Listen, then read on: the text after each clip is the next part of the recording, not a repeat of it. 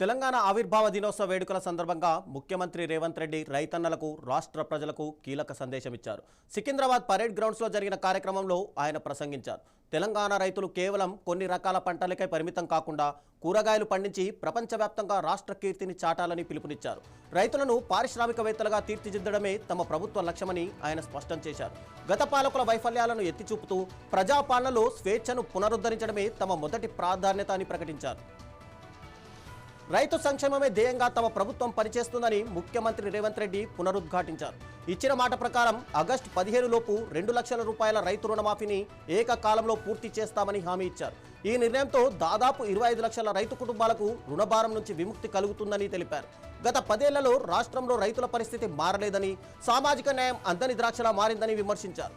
తాము కేవలం సేవకులం మాత్రమే కానీ పాలకులం కాదనే స్పృహతో పనిచేస్తున్నామని రేవంత్ రెడ్డి అన్నారు. సాగునీటి ప్రాజెక్టుల విషయంలో గత ప్రభుత్వ నిర్లక్ష్యాన్ని సీఎం తీవ్రంగా తప్పుబట్టారు. 2004లో కాంగ్రెస్ ప్రభుత్వం ప్రారంభించిన జలయజ్ఞం ప్రాజెక్టులు ఇప్పటికీ అసంపూర్తిగానే ఉన్నాయని ఆవేదన వ్యక్తం చేశారు. తెలంగాణ నీటి హక్కుల కోసం ఎక్కడికైనా వెళ్లి పోరాడతామని తేల్చి చెప్పారు. దశాబ్ద కాలంలో తెలంగాణ 100 ఏళ్ల విధ్వంసానికి గురైందని, రాష్ట్ర సంపద కొద్దిమంది చేతుల్లోకి వెళ్లిపోయిందని ఆరోపించారు.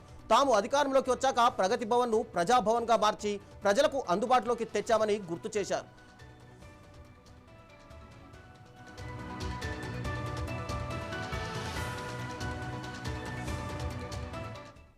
అంతర్రాష్ట్ర జల వివాదాలపై కూడా సీఎం స్పష్టమైన వైఖరిని ప్రకటించారు. దశాబ్దాలుగా పెండింగ్లో ఉన్న ప్రాణహిత చేవెళ్ల ప్రాజెక్టు పనులను తమ ప్రభుత్వం తిరిగి ప్రారంభించిందని వెల్లడించారు. ఈ ప్రాజెక్టులో భాగంగా తుమ్మిడిహట్టి వద్ద బ్యారేజ్ నిర్మాణం కోసం మహారాష్ట్ర ప్రభుత్వంతో చర్చలు జరుపుతున్నామని తెలిపారు. బ్యారేజ్ ఎత్తుపై చర్చించేందుకు త్వరలోనే సమావేశం కావాలని కోరుతూ ఇప్పటికే మహారాష్ట్ర ముఖ్యమంత్రికి లేఖ రాసినట్టు ఆయన వివరించారు. ఈ ప్రాజెక్టు పూర్తయితే ఉత్తర తెలంగాణ సాగు, తాగునీటి కష్టాలు తీరుతాయని ధీమా వ్యక్తం చేశారు.